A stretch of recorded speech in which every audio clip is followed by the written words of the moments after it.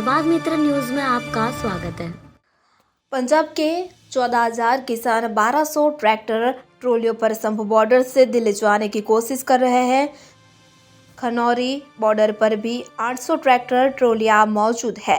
किसान यहां से हरियाणा में दाखिल होने की कोशिश कर रहे हैं। जैसे ही किसान आगे बढ़ते हैं, पुलिस उन पर ड्रोन से आंसू गैस के गोले छोड़ देती है।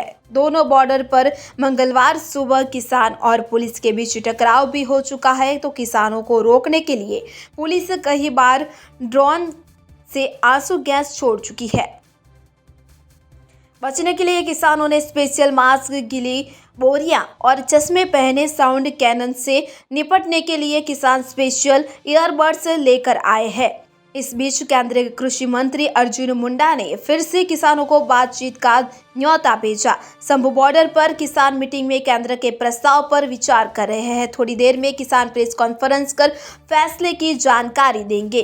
इससे पहले 4 बार बैठकों का कोई नतीजा नहीं निकला है। किसान आंदोलन का आज 9वां दिन है। इस दौरान अलग अलग वजह से 2 पुलिसकर्मियों समेत 4 की मौत हो चुकी है। वहीं केंद्रीय कृषि मंत्री अर्जुन मुंडा ने दिल्ली कूच कर रहे किसानों को बातचीत के लिए न्योता भेजा है। इसके साथ ही उन्होंने किसानों से शांति बनाए रखने की अपील भी की है। तो मुंडा ने कहा कि हम आगे भी किसानों से बातचीत के लिए तैयार है। बता दें कि अगर आंदोलनकारी किसान बातचीत के लिए फिर तैयार होते जाते हैं तो फिर ये उनकी सरकार के साथ 5वीं बैठक होगी। अब तक हुई सभी 4 बैठक के बेनतीजा रहा है कि मालूम हो कि आज आंदोलन का 9वां दिन है। आंदोलन के दौरान अब तक अलग अलग जगहों से 4 लोगों की मौत हो चुकी है। मरने वालों में 2 किसान और 2 पुलिस सब इंस्पेक्टर शामिल है।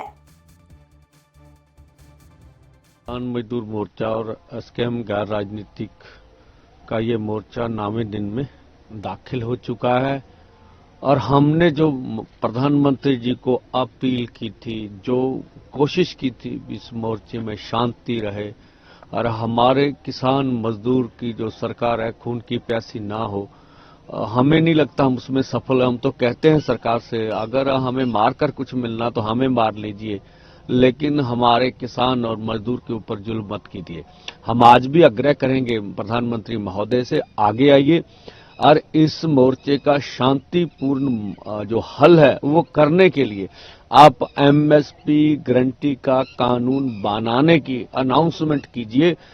तो इसके लिए इसके बाद इस मोर्चे को पीसफुली रखा जा सकता है, लोगों की जो भावना है उसको कंट्रोल किया जा सकता है। और पूरी देश और दुनिया जान रही है जो अत्याचार पिछले समय में केंद्रीय अर्धसैनिक फोर्सों ने किया है, देश कभी भी इस तरह की सरकार को माफ नहीं करेगा। जिस तरह से हरियाणा के गांवों में पैरामिलिट्री फोर्सेस लगी हुई है और चप्पे चप्पे पे पैरामिलिट्री फोर्स गश्त कर रही है, तो हम कहते हैं हमने कौन सा जुल्म किया इस देश में?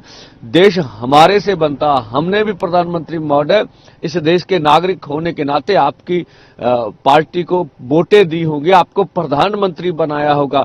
और इस दिन की हमने कभी उम्मीद नहीं की थी कि हमारे ऊपर अब अर्धसैनिक फोर्स चढ़ाकर इस तरह से हमारे ऊपर जुल्म करेंगे।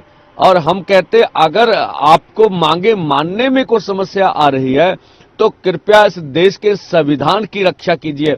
आप संविधान के मुखिया हैं, हमें पीसफुली ढंग से दिल्ली जाने दीजिए और ये हमारा जन्मसिद्ध अधिकार है। अब देखना आने वाले समय में प्रधानमंत्री क्या सोचते हैं हमारे बारे में।